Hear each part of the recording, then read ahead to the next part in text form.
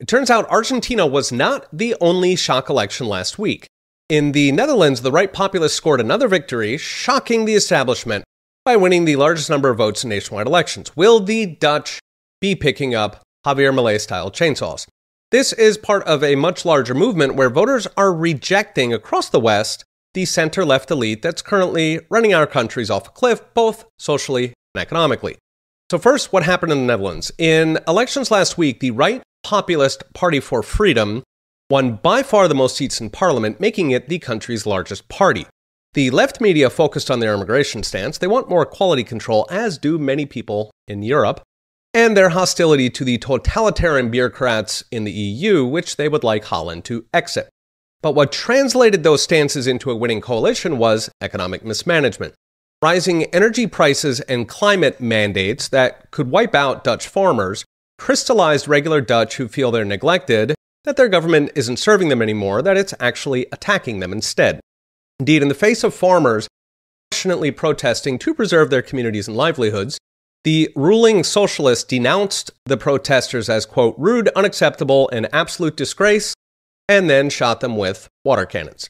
I've mentioned in recent videos that the populist backlash could come faster in Europe, partly because of the parliamentary system and flexible election calendars, which makes it easier for upstarts to enter government, and partly because the Soviet Union, or European Union, imposes restrictions that would make Americans throw things off ships.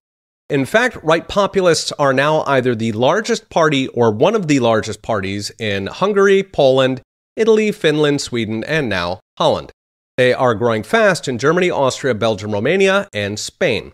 So what's next? Brought to you by Unchained. What's next is Europe's elites, like those in America, have lost the plot both culturally as well as economically. As Chaya Raichik, also known as Libs of TikTok, puts it, if you're against stabbing children, giving them porn in school, chopping off their body parts, or sending them to drag shows, then you are, quote, far right.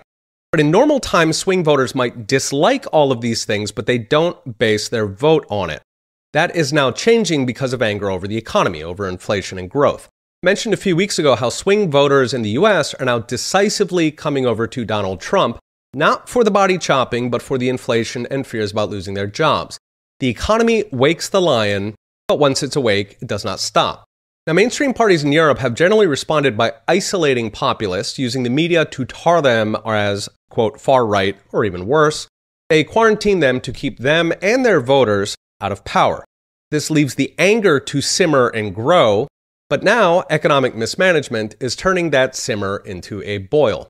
My guess is we will see a lot more populist wins and a lot more triggered journalists in the next couple of years. They'll fight back, sure, but every fight they lose more of the people.